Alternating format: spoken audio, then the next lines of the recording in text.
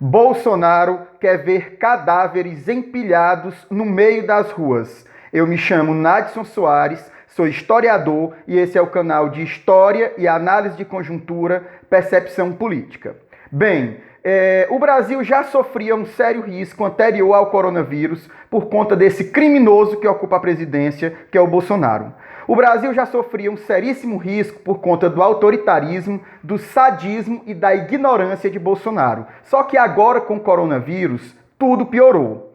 Primeiro, ele sempre fez apologia da morte. Ele construiu toda uma carreira política pautada na ineficiência, na ignorância e na apologia da violência e na apologia da morte e dos piores preconceitos que possam existir na face da Terra.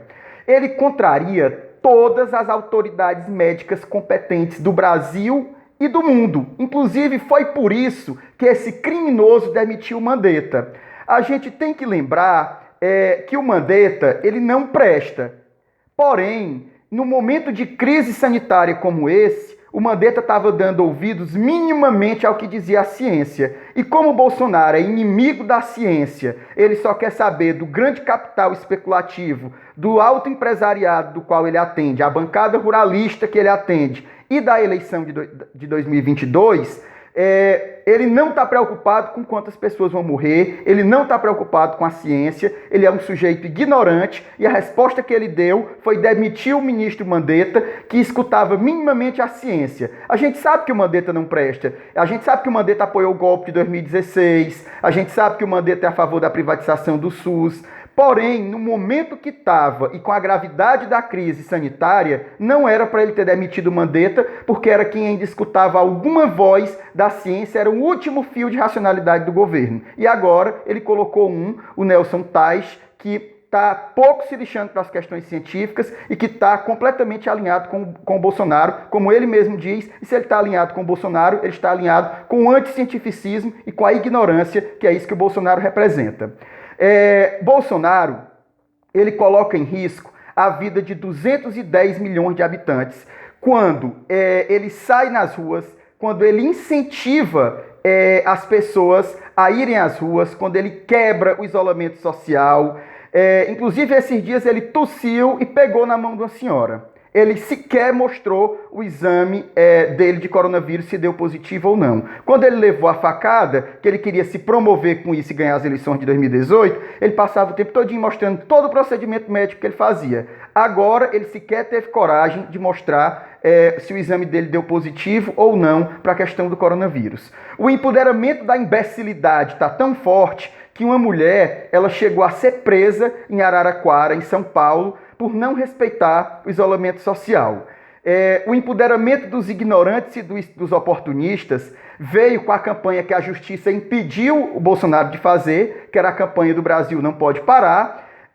Isso vem acarretando nas cidades esse empoderamento que o Bolsonaro vem fazendo, a campanha que ele tentou fazer com o nome de Brasil Não Pode Parar e foi barrada, mas esse empoderamento que ele vem gerando nas pessoas vem fazendo com que o Brasil registre várias carreatas, as carreatas da morte, puxadas por setores de classe média alta, que querem que seus funcionários voltem a trabalhar, que estão na rua muitas vezes de carro, outras tantas são uma turma de ignorantes, que sequer tem noção, às vezes até vão sem máscara, outros tantos estão de carro, impediram esses dias, inclusive na Avenida Paulista, de passarem ambulâncias. E além de empoderar os ignorantes, o Bolsonaro ele demora a tomar medidas econômicas. Por 3 razões, Bolsonaro demora a tomar as medidas econômicas. Primeiro, a incompetência dele e a do Paulo Guedes, que é gritante. Segundo, o sadismo dele e do Paulo Guedes e o ódio que eles têm do pobre. E terceiro, eles não querem que a população entenda o papel social do Estado. Eles demoram porque eles odeiam o fato de que o Estado vai ter que intervir. Eles querem que o Estado intervenha para eles. Na visão do Bolsonaro e do Paulo Guedes, é Estado máximo, malvadão máximo para eles. O Estado que eles chamam de malvadão para eles é máximo. Paga as contas deles e para o pobre é que é o Estado mínimo. É o Estado máximo para banqueiros, para rentistas como Paulo Guedes, para parasitas que vivem na órbita do Estado sem fazer nada como o Bolsonaro e para a população pobre é o Estado mínimo. A população, ela não deve ser obrigada a escolher entre pegar o vírus trabalhando e superlotar os hospitais e morrer de fome. Quem tem que sustentar a população é o Estado enquanto isso. É o Estado que tem o poder de emitir papel moeda, é o Estado que pode se endividar. Não é para a população ficar nesse jogo dúbio de escolher entre morrer de fome ou morrer do vírus. É papel do Estado, é para isso que ele serve. E uma outra questão que os especialistas na área da saúde afirmam o isolamento ele é necessário por 3 razões também. Primeiro, não existe vacina. Segundo, não existe um remédio eficiente ainda contra o coronavírus, embora o Bolsonaro faça essa propaganda descarada da cloroquina e do hidróxido de cloroquina, e nem existe ainda comprovação. Inclusive, várias equipes médicas no mundo estão deixando de usar por conta dos fortes efeitos colaterais. E outra, é de fundamental importância conseguir achatar a curva para que não haja uma superlotação dos hospitais, uma superlotação, na verdade, ainda maior, porque já está acontecendo a superlotação em vários hospitais Brasil afora. É para que não haja uma superlotação ainda maior, para que não morra gente tanto de coronavírus sem ser atendido, como gente que tem portadores de outras doenças, que não vão conseguir atendimento, porque o hospital vai estar lotado por conta dos portadores de coronavírus. Por isso que é um absurdo quando o Bolsonaro fala de isolamento vertical. Porque, primeiro, nós não temos estruturas de moradia para fazer um isolamento vertical. Só para você ter uma ideia, a maioria dos cômodos das casas em periferia, as casas têm 1 ou 2 cômodos. Como é que a população vai fazer para se isolar verticalmente, isolar só o grupo de risco, com casa só de 1 cômodo? Outra, também morrem pessoas que não são do grupo de risco. Essa é uma outra questão. É fato que morrem... o número de pessoas que morrem do grupo de risco é maior, mas também morrem pessoas que não são do grupo de risco. E uma terceira questão é que nem todo mundo que tem um problema de saúde, que pode ser agravado pelo coronavírus, já teve esse problema de saúde diagnosticado. Então a ideia do isolamento vertical é uma ideia imbecil, que só poderia vir de gente estúpida, ignorante, com sede de morte, como o Bolsonaro é. Mas, no lugar de entender todas essas questões que a ciência e as principais autoridades médicas propõem, Bolsonaro quer fazer o quê? Ele quer atacar prefeitos, governadores, o parlamento e o STF. Esse criminoso disse esses dias que existe uma conspiração, que ele tem dados da inteligência, se ele disse sem apresentar prova de nada, não apresentou prova de absolutamente nada, ele disse que tem dados da inteligência que o Dória, o STF e o Rodrigo Maia conspiram para retirá-lo do cargo. Ele é um completo maluco. Na verdade, ele faz isso tanto porque ele é um conspiracionista e um paranoico, como para jogar o núcleo duro de imbecis neofascistas que apoiam ele, aquele grupo que fica no cercadinho todo dia, relinchando de pé para todas as barbaridades que ele diz, quando ele vai sair do palácio, do Planalto para ir para o Palácio do Alvorada. Para jogar com aquele grupo, o Bolsonaro vai e ataca as instituições. Ele não achando pouco a ideia de atacar as instituições, porque o sonho dele é implantar uma ditadura no Brasil, o sonho dele é destruir as instituições e se empoderar em cima da ruína dessas instituições, não achando pouco para acabar de completar os filhos, os parasitas dos filhos, e o ministro da Educação, que é um outro estúpido, babaca, da pior estirpe que pode existir, atacam a China. Na ideia de serem lambibotas do Donald Trump e do imperialismo norte-americano, eles atacaram a China. Isso acarretou em quê?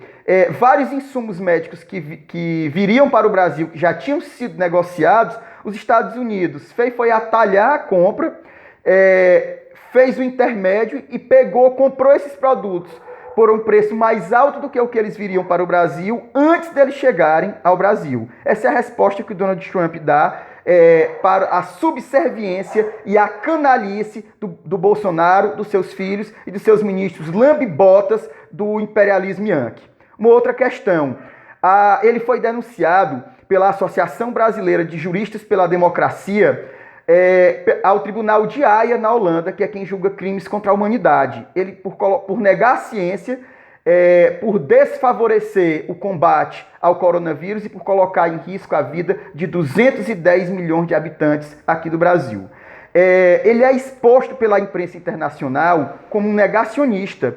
2 artigos de 2 revistas históricas, uma dos Estados Unidos, a Washington Post, e uma britânica, a The Economist, detonaram com ele. O Washington Post diz que ele é o pior líder mundial no que diz respeito à pandemia. E disse também que o Donald Trump deveria ligar para ele e pedir que ele aderisse ao isolamento social. Veja o ponto que chegamos. Note, quando o editorial de um jornal norte-americano diz que o presidente dos Estados Unidos deveria ligar para o presidente daqui e dizer para ele aderir ao isolamento. Isso é a prova da subserviência, do quão capacho esse ignorante que está na presidência da República, quão capacho ele é em relação aos Estados Unidos. A The Economist foi ainda mais dura. Ela disse que o isolamento no combate ao coronavírus pode ser o início do fim do mandato de Bolsonaro. Ela disse também, abre aspas, nos 15 meses desde que ele se tornou presidente, os brasileiros se acostumaram à sua bravata